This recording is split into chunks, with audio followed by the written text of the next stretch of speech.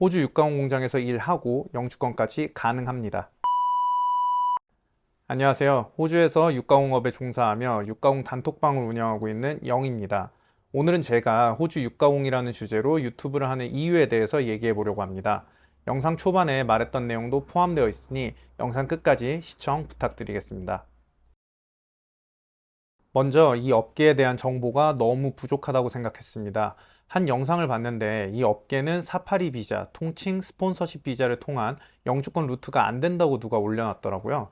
정말 잘못된 정보입니다. 가능합니다. 가능하고요. 많은 분들이 이미 하고 계시고 그냥 유튜브나 이런 대외 활동을 잘 안 하실 뿐입니다.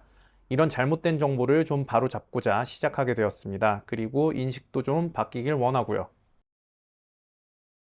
이유는 리저널 에어리아에서 이 직군으로 일을 했을 때 세컨, 서드 워킹 홀리데이 비자를 연장할 수 있기 때문입니다. 또한 워킹 홀리데이 비자의 특징 중 하나인 6개월 근무 제한에서 자유롭습니다.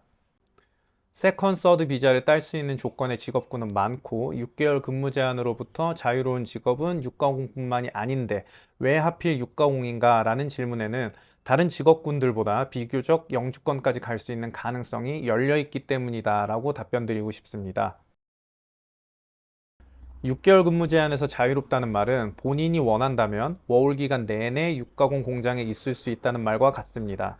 육가공 공장에서 슬라이서, 보너 혹은 슬라우터맨으로 영주권 테크를 탈 경우 관련업 경력 2년이 필요한데 이 2년을 워홀 기간에 스트레이트로 채울 수가 있습니다. 그리고 만약 이 업종을 통해서 영주권을 도전하기 싫다면 워홀 비자만 연장하신 다음에 다른 직업군을 찾으셔도 되고요. 이 산업은 날씨나 기타 외부적인 요인에 간섭이 적어서 워홀로 오신 분들에게는 안정적인 주급을 보장하고 보통 주 5일제이다 보니 세컨잡을 구하시거나 여행을 다니시기에 좋습니다. 또한 영주권을 준비하시는 분들에게는 돈이 많이 들지 않는다는 장점이 있을 수 있겠습니다. 왜냐하면 이 루트는 다른 영주권 취득 방법과는 다르게 학교를 안 나와도 돼서 학비로 큰 돈이 나갈 이유가 없기 때문입니다. 심지어 회사에서는 연간 7만 불 이상의 돈을 지급해야 하기 때문에 돈을 벌면서 영주권을 준비하실 수가 있습니다. 마지막으로 다른 직종에 비해서 기술 심사 기간이 짧습니다.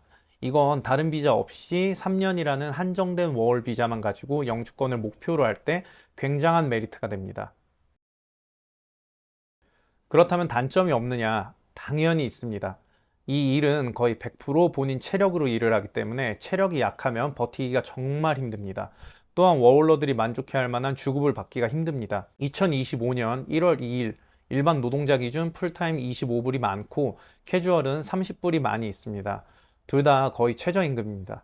안정적으로 주급이 들어온다 뿐이지 버는 돈 자체가 크지 않습니다.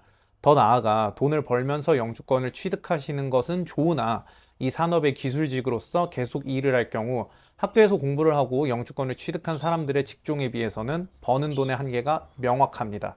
제가 보통 주에 오버타임을 한 번 내지 두 번 해서 42시간에서 46시간 정도 일을 하는데요. 이렇게 일해서 연에 10만 불 정도 벌고 있습니다.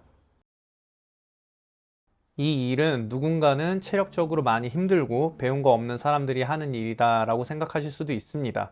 저도 이 말을 완전히 부정하진 않습니다.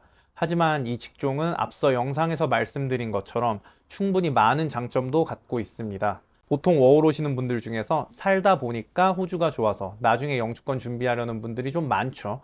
저도 그랬고요. 그러한 결정을 내렸을 때 세컨을 따려고 육가공 공장에서 일했던 그 경력이 본인의 선택지의 폭을 조금 더 넓혀줄 수 있으니 워홀 극초반엔 육가공 쪽에서 일을 하는 것도 꽤 괜찮은 옵션이 될 수도 있다 정도로 얘기하고 싶습니다. 더 궁금한 점이 있다면 댓글이나 오픈 채팅방에 오셔서 질문해 주시면 성실히 답변 드리겠습니다. 구독과 좋아요 부탁드리겠습니다. 영상 시청해 주셔서 감사합니다.